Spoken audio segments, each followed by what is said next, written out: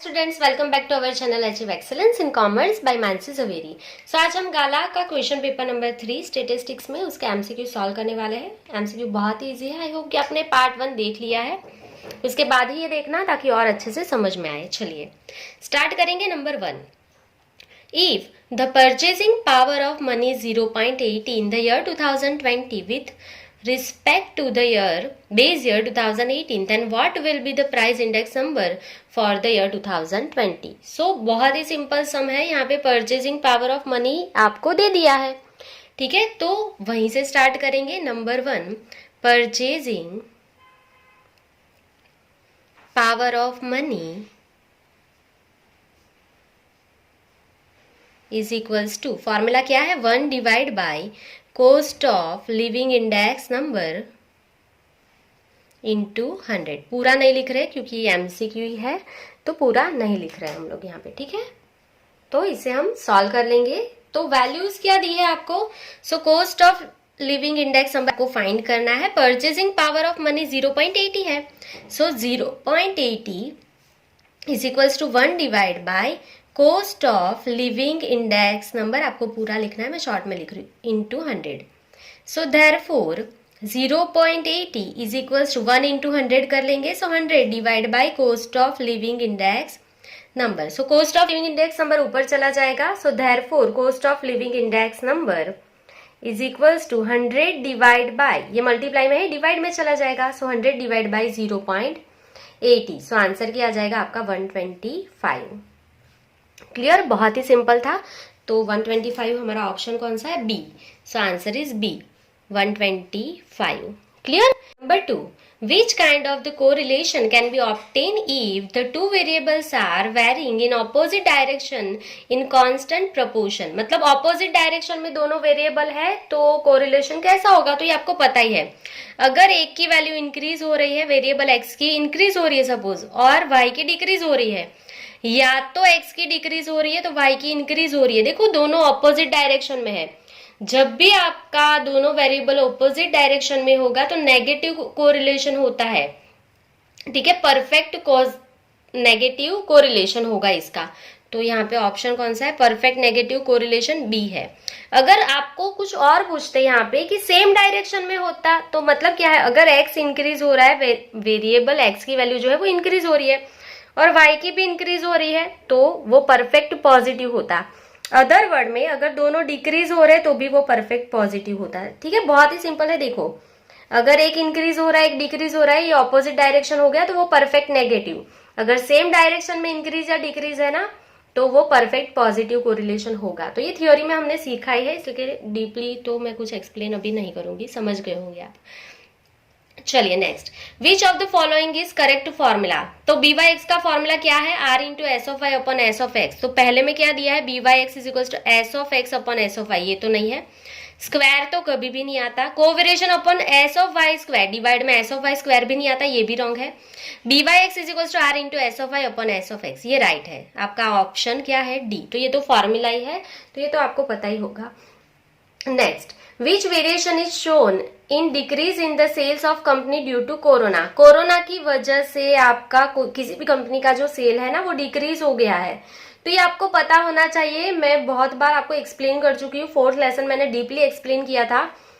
सो corona जो है वो पहले से किसी ने ऐसा एज्यूम नहीं किया होगा कि हाँ 2021 में आएगा कोरोना, फिर हमें घर पे बैठ के पढ़ाई करनी पड़ेगी, ये किसी ने नहीं सोचा था। तो जो आप नहीं सोचते हो और वो होता है ना एक्सीडेंटली, ठीक है, जो आप पहले से उसको प्रिडिक्ट नहीं कर सकते हो, वो सारे जो भी कंपोनेंट होते हैं वो रैंडम कंपोनेंट होते हैं हमारे, ठीक है। ये सीजनल नहीं है कोरोना कि चलो हाँ बारिश के मौसम में आ जाएगा, सीजनल नहीं है, ट्रेंड भी नहीं है, साइकिलिकल भी नहीं है, ये एक्सीडेंटली हो जाता है, जिसका प्रिडिक्शन जिसका आप कभी नहीं कर सकते हो, तो वो रैंडम वेरिएबल होता है, ठीक है। अच्छे से ये वाला क्वेश्चन करना। वो स्ट्राइक वाला भी हमने सिखाया था कि जिसको स्ट्राइक जो है वो ऐसे ही हो जाती है, आप बोल नहीं सकते हो पहले से कि कितने टाइम तक रहेगा, वर्कर्स कितने टाइम तक स्ट्राइक करेंगे ही करेंगे, तो ये सारे आपके रैंडम कंपोनेंट हो जाते हैं। चलिए next, number 5, what is the other name of classical definition of probability. तो प्रोबेबिलिटी की क्लासिकल डेफिनेशन का दूसरा नाम क्या है? मैथमेटिकल डेफिनेशन, क्योंकि कोई और डेफिनेशन तो है ही नहीं। तो जैसे कि ये क्या लिखा है, जियोमेट्रिक डेफिनेशन, एक्सियोमेट्रिक डेफिनेशन, ये सारी कुछ डेफिनेशन है ही नहीं, स्टेटिस्टिकल डेफिनेशन भी नहीं है। सो आपकी बुक में जो दूसरा नाम दिया है वो कौन सा है? Mathematical definition of statistics. Number 6, if one number is randomly selected between 1 and 20, what is the probability that the number is multiple of 5?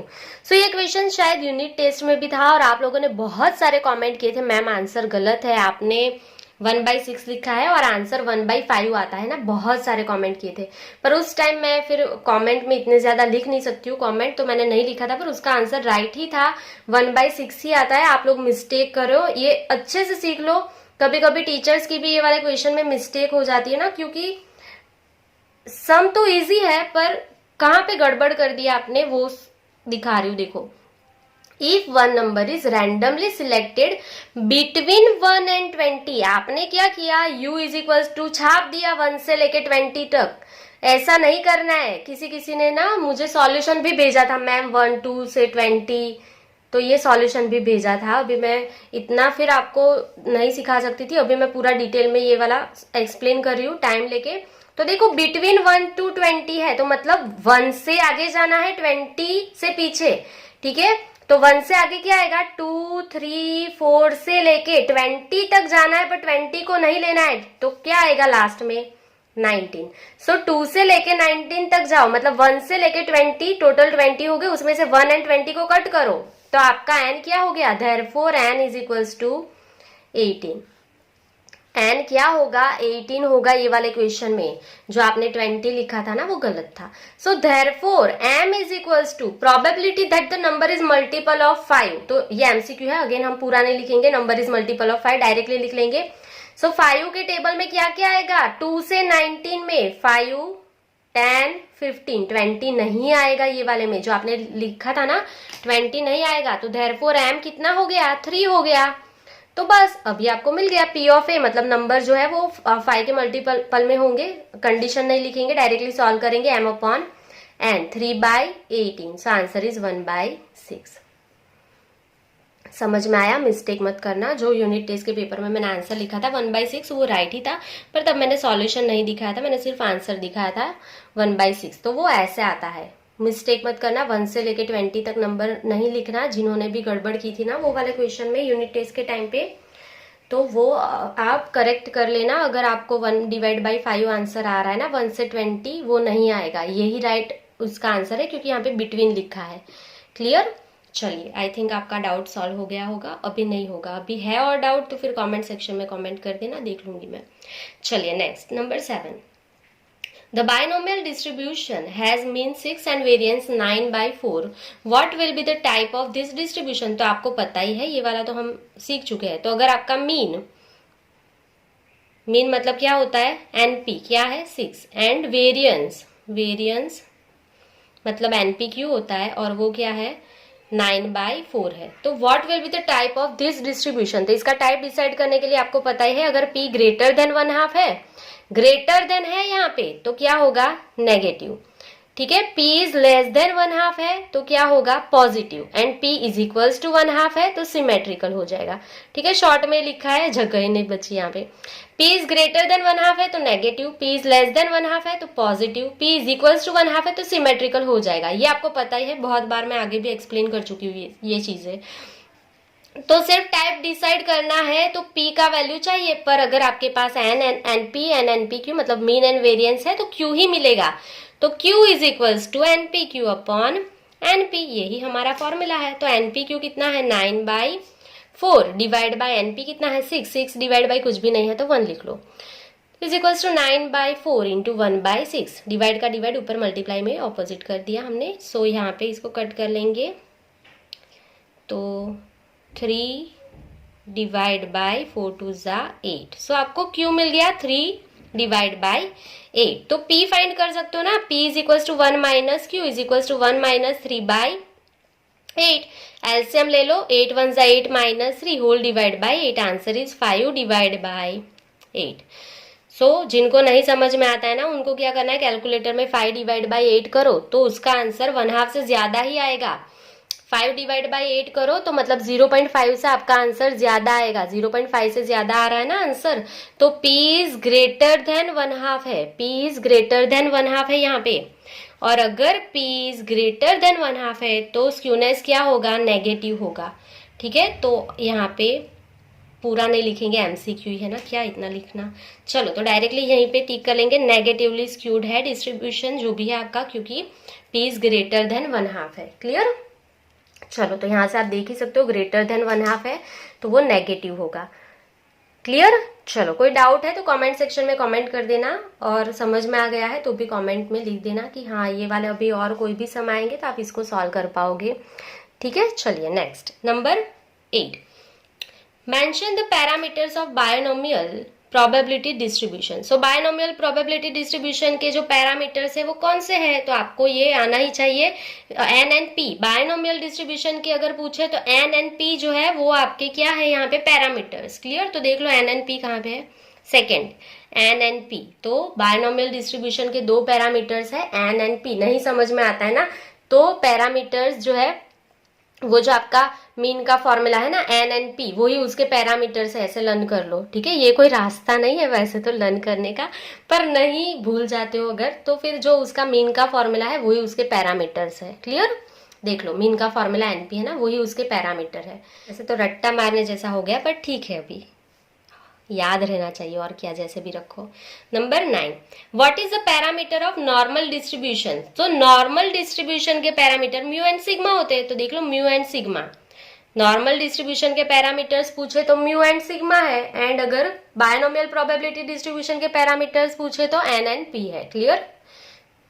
चलिए next number 10, mean and the first quartile for a normal distribution are 11 and 3 respectively. Which of the following is the value of the third quartile? तो आपको Q3 find करना है। Formula मैं आपको आगे सिखा ही चुकी हूँ, फॉर्मूला अगेन नहीं सिखाऊंगी। देखो मीन दिया है, ठीक है, तो मीन मतलब क्या होता है यहाँ पे, म्यू। सो अभी कैलकुलेशन कहाँ पे करेंगे हम, चलो यहीं पे लिख देते हैं। नंबर कौन सा है, 10। मीन मतलब म्यू दिया है 11, एंड फर्स्ट क्वार्टाइल का मतलब क्या होता है, Q1, तो उसका आंसर क्या है 3। Q1 जो है वो आपका 3 है। तो अब अभी आपको फाइंड क्या करना है, Q3 फाइंड करना है। तो आपके पास म्यू है, Q1 है, Q3 फाइंड करना है, तो Q1 का फॉर्मूला अप्लाई करेंगे। Q1 is equals to mu minus 0.675 sigma, ये मैं एक्सप्लेन कर चुकी हूँ आपको। सो Q1 आपके पास अवेलेबल है 3, therefore 3 is equals to mu कितना है 11 minus 0.675 sigma. So therefore 0.675 sigma minus है, ऑपोजिट साइड लेके आएंगे, प्लस हो जाएगा। 0.675 सिग्मा इज इक्वल्स टू 11, ये प्लस 3 है, ऑपोजिट साइड जाएगा, माइनस हो जाएगा। सो देयरफॉर सिग्मा, एक स्टेप में स्किप करी हूँ, जगह नहीं है, 11 माइनस 3 क्या हो जाएगा आपका 8, और ये मल्टीप्लाई में है, ये डिवाइड में लिख रहे हैं directly. So 8 divide by 0.675, so therefore sigma is equals to क्या आएगा आपका आंसर 11.85। आपको सिर्फ डिवाइड करना है, सो आंसर क्या आ जाएगा आपका 11.85। सो सिग्मा मिल गया, तो अभी आपको क्या फाइंड करना है, Q3 फाइंड कर लेना है। सो Q3 का फॉर्मूला आपको पता है, अभी मैं यहाँ पे लिख देती हूँ। So therefore Q3 is equals to mu plus 0.675 sigma. So mu कितना है आपका 11.0.675, सिग्मा क्या आया 11.85। चलिए इसको सॉल्व कर देना, तो क्या आएगा आपका आंसर यहाँ पे 11 प्लस, इसका मल्टीप्लाई करोगे तो कितना आएगा 8। सो 11 प्लस 8 इज 19, आपका आंसर क्या आएगा 19। सो यहाँ पे ऑप्शन कौन सा है, सी। मेनली तो आपको फॉर्मूला ही लर्न होने चाहिए। फॉर्मूला देख लो, बहुत ही सिंपल था। Q3 एंड Q1 का फॉर्मूला बहुत ईजी है। Q1 के लिए mu minus 0.675 sigma, and Q3 के लिए म्यू प्लस 0.675 सिग्मा, बहुत ही सिंपल था सम। चलिए next number 11, what is the area under the normal curve to the right hand side of perpendicular line at x is equals to mu. तो आपको क्या बोला है कि नॉर्मल कर्व जो है उसका राइट हैंड साइड जो है उसका एरिया कितना होता है, तो अभी यहाँ पे एक चीज मैं आपको दिखाती हूँ कि ये जो है आपका नॉर्मल डिस्ट्रीब्यूशन कर्व होता है, ये आपको पता ही होगा। तो ये मैं थर्ड लेसन का रिकॉर्ड करने वाली थी, अभी तक किया नहीं है, इसके लिए मैंने बनाया था, पर पता नहीं अभी वो लेसन हो भी पाएगा कि नहीं। तो दिखा देती हूँ मैं आपको। ये जो हमारा कर्व होता है नॉर्मल डिस्ट्रीब्यूशन का, इसका टोटल जो होता है ना वो 1 होता है। तो उसकी राइट हैंड साइड देखो या लेफ्ट हैंड साइड देखो, दोनों जो है उसका एरिया सेम ही होता है, 0.5 0.5, और उसका टोटल क्या होता है 1 होता है। क्लियर? तो नॉर्मल डिस्ट्रीब्यूशन आप जब भी आपने सीखा ही होगा, नहीं सीखा है तो कमेंट करना। एक्चुअली मैं सोच रही थी कि ये वाला लेसन आपको सिखाऊं, पर इतना टाइम मिला ही नहीं, फिर मैंने गाला के पेपर सॉल्यूशन स्टार्ट कर दिए। तो ये ऐसा का ऐसा ही है, अभी उसका कुछ यूज भी नहीं हुआ है। तो ये समझ गए होंगे आप कि आप राइट साइड का आप इसका देखो एरिया या फिर लेफ्ट साइड का देखो, दोनों का जो आंसर है वो 0.5 सेम ही रहेगा। तो यहाँ पे हम आंसर टिक कर लेंगे 0.5 बी। अगर टोटल एरिया पूछा रहता तो 1 होता, उसका टोटल जो है वो 1 होता है, और अगर कोई भी साइड पूछिए तो वो 0.5 रहती है। क्लियर? चलिए, तो यहाँ पे आपके 11 क्वेश्चन कंप्लीट हो गया है। अभी हम नेक्स्ट क्वेश्चन पे जाएंगे। Question number 12, y is equals to X square plus X minus 6 and x tends to -1, then y tends to which value? तो बहुत ही सिंपल है, यहाँ पे कैलकुलेट कर लेंगे। 12 number, y is equals to X square plus X minus 6 and x tends to -1। तो लिखना है तो लिख देना x टेंस टू -1, मतलब जहां जहां पे x है वहां वहां पे -1 अप्लाई कर दो। तो -1 स्क्वायर प्लस -1 माइनस 6, -1 का स्क्वायर क्या हो जाएगा +1, प्लस माइनस -1 -6, +1 -1 कट हो जाएगा, आंसर इज -6। तो आपको आंसर यहाँ पे मिल गया -6। बहुत ही सिंपल था ये वाला क्वेश्चन भी। चलिए next number 13, what is and deleted 5, 2। तो ये जो है ना, तो ये आपका लिमिट का क्वेश्चन है, और ये इस साल ये टॉपिक डिलीट हो गया था, मतलब ये जो टॉपिक है वो हमने नहीं करवाया, इसका फॉर्मूला भी मैंने आपको नहीं सिखाया था। ठीक है, तो ये जो है puncture delta neighbourhood of A, ये इसका फॉर्मूला है। ये टॉपिक इस साल निकल गया था, आपको फॉर्मूला पता नहीं होगा, पर एमसीक्यू के लिए आपको ये करना है। तो देखो नंबर 13, तो यहाँ पे करना क्या, इसका मतलब क्या होता है कि एन पंक्चर्ड 5, 2, इसको ऐसे भी बोलते हैं एन डिलीटेड 5, 2, मतलब 5 को डिलीट करना है। ठीक है, तो इसका फॉर्मूला क्या है, तो N punctured A comma delta is equals to N in bracket A comma delta minus set of A, ये इसका फॉर्मूला है। ठीक है, ये ए जो है 5 जो है इसको डिलीट करना होता है, इसका मतलब ये होता है। चलिए, तो सिंपली क्या करना है, देखो यहाँ पे आपको क्या दिया है, ए के प्लेस पे 5 दिया है एंड डेल्टा के प्लेस पे 2 दिया है ना, तो सिर्फ यहाँ पे वैल्यूज अप्लाई कर लो। सो इज इक्वल्स टू, यहाँ पे लिख देंगे putting A is equals to 5 and delta is equals to 2। A के प्लेस पे देख लो, यहाँ पे 5 है, डेल्टा के प्लेस पे 2 है। ठीक है, ए कॉमा डेल्टा, मतलब पहला जो है वो ए है, दूसरा डेल्टा है। So is equals to N in bracket A मतलब क्या 5 कॉमा डेल्टा मतलब 2 माइनस, ये सेट में से आपको ए की वैल्यू नहीं लेना है, मतलब 5 को नहीं लेना है। सो ये आपको आंसर मिल गया। ठीक है, एमसीक्यू के लिए लर्न कर लेना, भले ही आपने ये टॉपिक नहीं सीखा है। सो यहाँ पे आपका आंसर, इसका मतलब क्या होता है, एन, इसको बोलना ही सीख लो, एन डिलीटेड 5, इसका मतलब क्या होता है एन डिलीटेड 5, ऐसा सीख लो तो हो गया। तो एन इन ब्रैकेट 5, 2 माइनस 5, तो ये आपका ऑप्शन हो गया बी। चलिए, ये सिंपल है। Next, revenue function is a function of, तो आपका रेवेन्यू फंक्शन जो है वो किसका फंक्शन है, डिमांड का फंक्शन होता है ना रेवेन्यू फंक्शन, तो ये तो ऑप्शन आपको पता ही होना चाहिए। रेवेन्यू फंक्शन किसका होता है, डिमांड का होता है। Number 15, if f of x is equals to a into x raised to 4, then what is the value of f double dash a? f double dash a की वैल्यू क्या होगी, ये फाइंड करना है, यहीं पे फाइंड कर लेंगे। So number 15, f of x is equals to a into x raised to the power 4। तो देखो आपको f double dash a find करना है, तो उसके लिए पहले पहला डेरिवेशन तो चाहिए f dash x। f of x का पहला डेरिवेशन होगा f डैश x, इसका आंसर क्या होगा, a आपका जो है वो कांस्टेंट रहेगा, 4 नीचे आएगा, 4 इंटू ए की पावर a इंटू एक्स की पावर 4 माइनस 1 मतलब 3। क्लियर, तो ये पहला डेरिवेशन हो गया। अभी इसका दूसरा डेरिवेशन करो, अगेन f डैश x का अगेन डेरिवेशन होगा, उसे हम बोलते हैं f डबल डैश x, ये हमारा सेकेंड डेरिवेशन है। 4 3 जा 12 a x की पावर 3 माइनस 1 मतलब 2। तो यहाँ पे एफ डबल डैश एक्स का आंसर पूछा होता ना तो यहीं पे सम खत्म हो गया, पर उसने क्या पूछा, एफ डबल डैश ए, तो एफ डबल डैश ए मतलब जहां जहां पे एक्स है वहां वहां पे ए अप्लाई करो। सो 12 इंटू ए, यहाँ पे एक्स है तो ए की पावर 2 करो। सो आंसर क्या होगा, 12 into A square is a cube, 12 A cube, ये आपका आंसर है। सो ऑप्शन कौन सा है आपका, ऑप्शन बी 12 ए क्यूब। ठीक है, अगर आपको एफ डबल डैश एक्स पूछा होता तो ये आंसर पे खत्म हो जाता सम, पर उसने एफ डबल डैश ए पूछा है तो जहां जहां पे एक्स है वहां वहां पे आपको ए की वैल्यू अप्लाई करनी है। क्लियर?